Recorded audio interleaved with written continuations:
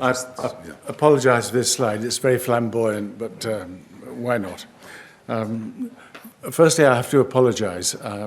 If I slur my speech, I'm not trying to emulate the late, great Sean Connery, but I had a stroke last summer.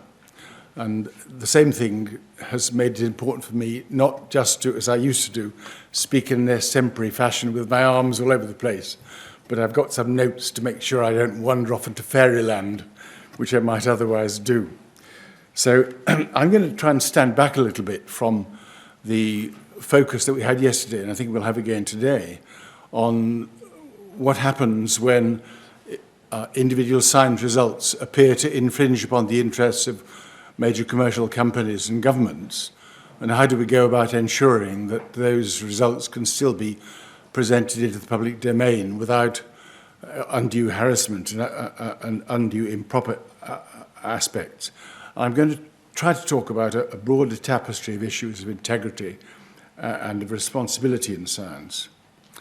I'm going to argue that there are a series of sort of cascading ethics which should influence the way in which we conduct the science that we do, which reflect both the nature of the science as a special form of knowledge, which I shall argue for, and how it can and should operate as a public good, and how indeed openness itself can be an important part of science as we go forward, and how we might maximize the impact of that public good and consequently how we characterize scientific integrity.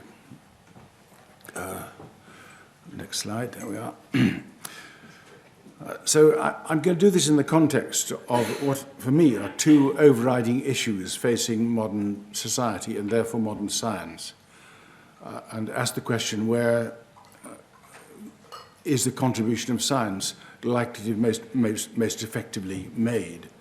And where we, thank you very much, thanks Brian, and how can we ensure that we benefit from science rather than committing foolish acts of self-harm, which is a perennial temptation when we have runaway technologies? And how can we ensure that science provides support for what, for me at least, in the Sustainable Development Goals, are a blueprint for humanity's collective commitment to the global public good? A good way to start an argument with scientists is to try to pretend that you can define what science is. And I'm not going to go by that route. I'm going to take a slightly less dangerous route by saying how you do it and what are the important parts of doing science. I think that science is concerned with the same phenomena that taxed human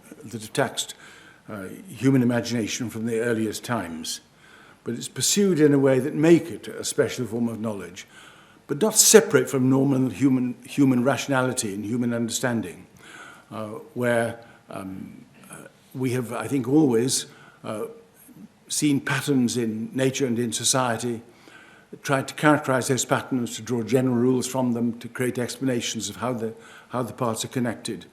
And I would say science is linearly descended from that sort of perfectly normal, rational, empirical view of the world. And the only two things that characterize it, that make it important, are that the results are communicated rapidly into the public domain and are subject to sustained critique. Now, to say that's peer review is a mistake, I think. Peer review is a short, rather ephemeral process prior to publication. Most peer review, most real peer review, takes place years, if not decades, afterwards, when scientific assertions are subject to critical attempts to reconstruct them. That's the problem with notes. You have to turn the pages and wonder whether you've turned the right page or not. So I'm going to argue that essentially these two processes of science, of scrutiny and communication, are, if I can quote Shakespeare, more honoured in the breach than in the observance. At its most basic way, the information, the evidence that supports our theses when we present them to journals of publication are very rarely made available. In my view, we're just not doing science.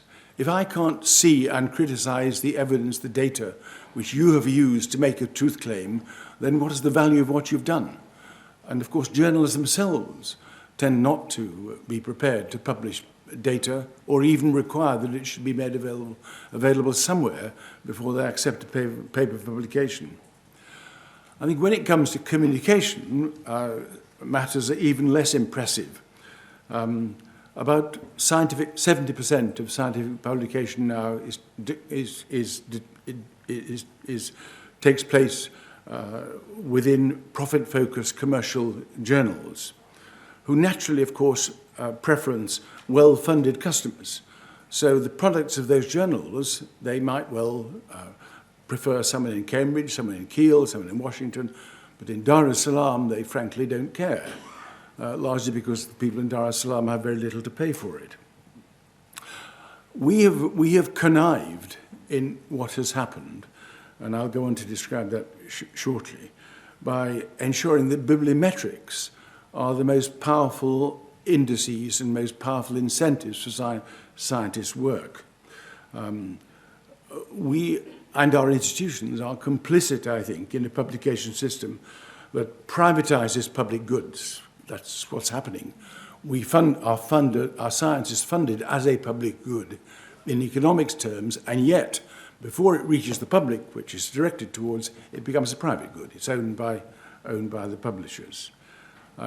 This whole process was captured rather beautifully, I think 2 weeks ago, not 2 years, in University World News, when an English professor was asked how the excellence of his work was determined. And he said simply, and I'm afraid to say quite honestly, that it was determined by the names of the journals in which he chose to publish his work. An almost fatuous situation. Of course, that combination between the assessment of science and the publication of science has meant that publication is not really a market in science, it's a market in reputation. And we are prepared to pay a lot for our reputation, for our famous single-author paper in Nature, but you go to Dar es Salaam or let's say South Africa, where the average research grant given by the National Research Foundation is £1,000 a year. That's the price of one single paper in Nature. So we are setting up the system internationally that, frankly, just doesn't work. It's made research in many universities, in my view, the incentive to publish papers. It's made research the enemy of education, not its friend. It's created a vast predatory publishing industry where governments are wasting literally, by calculation, billions of pounds per year in funding science that will never be published. It's created mountains of, I think, over 3 million papers a year, most of which I would guess are not only not cited, but very little, if any, value. 2 weeks ago, a paper was published in which someone had applied a series of AI technologies that were designed to identify plagiarism and invalid data you can demonstrate just doesn't work. And it applied this to 2 sets of carefully randomly selected 5,000 papers from clinical neurology and from general medicine. And the conclusion of the paper was that 34% of the papers in neurology were fake, and 24% of the papers in general medicine were fake. Those are appalling numbers, really, really profoundly appalling numbers.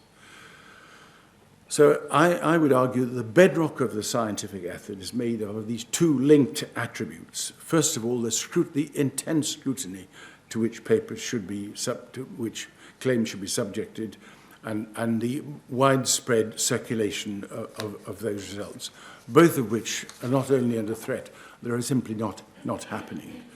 Let me see if I can get the next slide. Now, in 2019, 2 long-established international representative bodies of science, one for the natural sciences and one for the social sciences, were unified in what took the name of the International Science Council. And they took for their vision science as a public good. Now, public goods have a very precise economics term and shouldn't be dismissed because economics is evil and economists are the devil incarnate. Public goods are free at the point of use. Even if one could prevent someone from enjoying the public good of knowledge, it would not be sensible to do so, because there's no marginal cost. Once the knowledge has been created, the number of people who enjoy it is irrelevant to the total cost.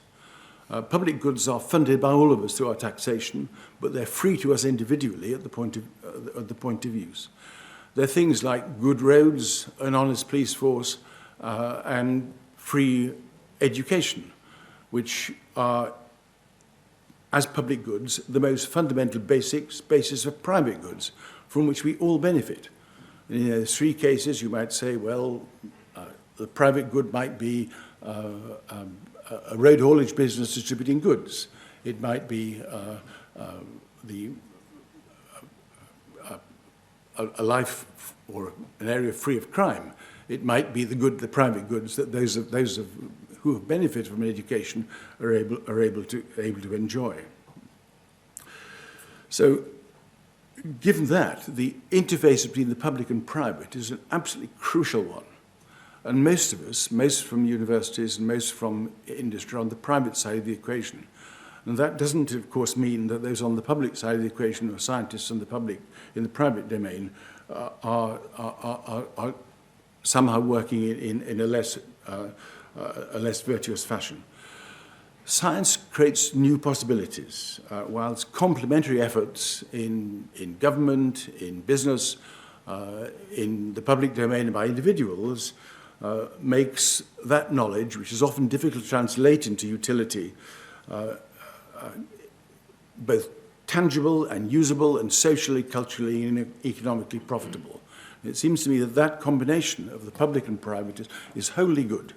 And the crucial thing is that we have got to ensure that that combination is a correct one, and that the private doesn't invade the public to an excessive degree, and that the public is free to loose its results in such a way that anyone can utilize them. Of course, the premature appropriation of public goods, of the public good of science, such as occurs in the publication system, in my view, deprives society of a wide range of possibilities from which it might otherwise benefit. Of course, the potential of commercial reward for privatizing upstream science, large areas of new science, are potentially enormous.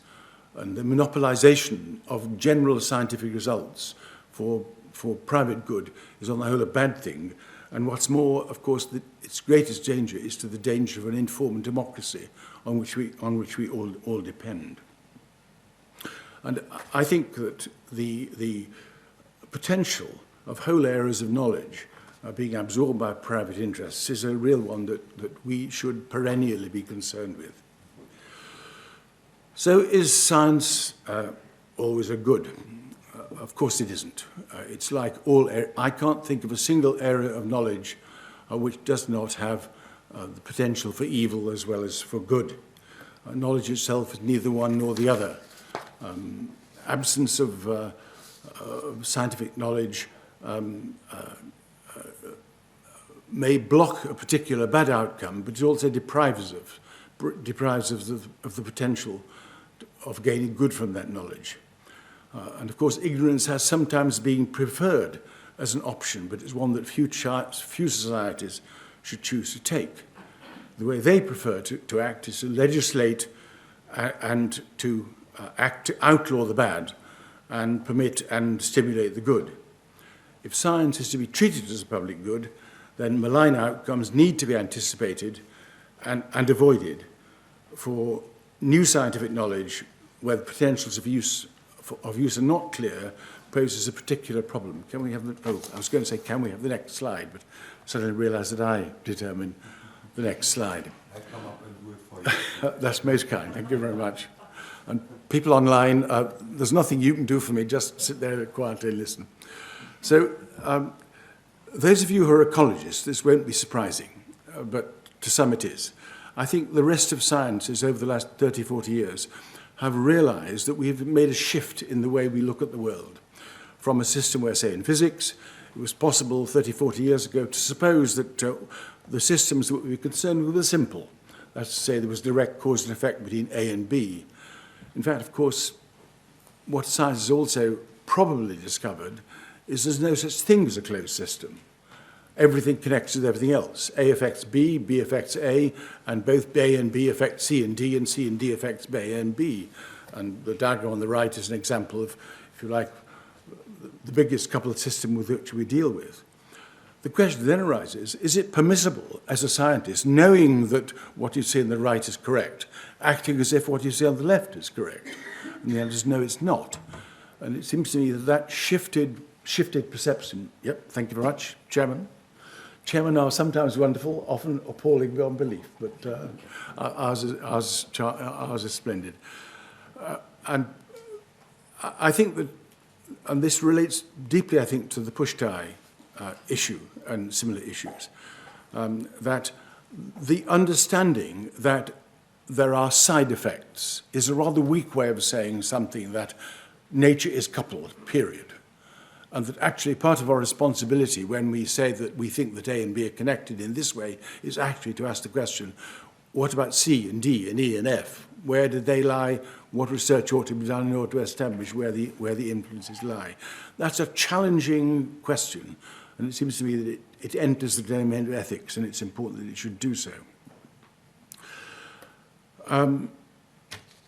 I think I've got another slide. Yes, here we are. Open science, the phrase has been utilized. These are some reasons why open science matters.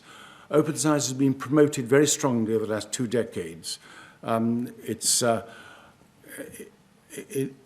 particular, in recent years, you will know, I think in 2021, UNESCO had 193 of its member states signing up to the idea of open science, since which there's been active, very, very energetic attempts to see how such concepts can be implemented within national systems.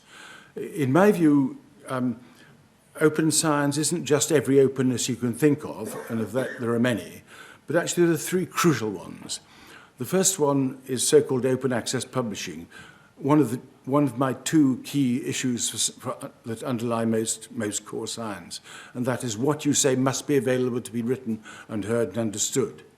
And secondly, open to society. I think we're now in an age of science where the implications of science for society and its technologies is so profound that it must be a public enterprise, not just a private enterprise conducted behind closed laboratory doors. And the openness of our data and its accessibility and comprehensibility to our fellow citizens, I think, is an absolutely crucial issue.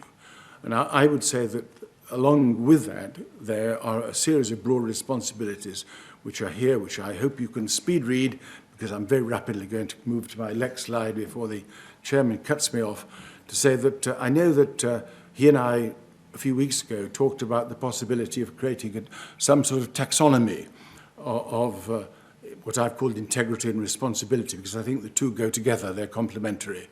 And I would say that one way of approaching a taxonomy would be to say there are some issues which are internal to the science process, to individual scientists and their institutions, and others which play out more profoundly in the public domain. And that's an important distinction, I think. And secondly, of course, we have to divide whether internal or external, the doing of science into that part which is the responsibility of the scientist, the individual scientists or the groups of which they're part, and that part which is part of a larger enterprise. And I've set these out here and hope I'll leave them up. Sorry, no, I can't leave them up. I was going to say I can leave them up during question time, but I can't do that now. So in summary, I'd say that setting out what we think the issues are is simple. Acting on that analysis and making things change is really, really hard. And what I would like us to go on to do is talk about how we're going to make some of these things a reality, rather than merely talking about them as if they were academic enterprises. Thanks very much.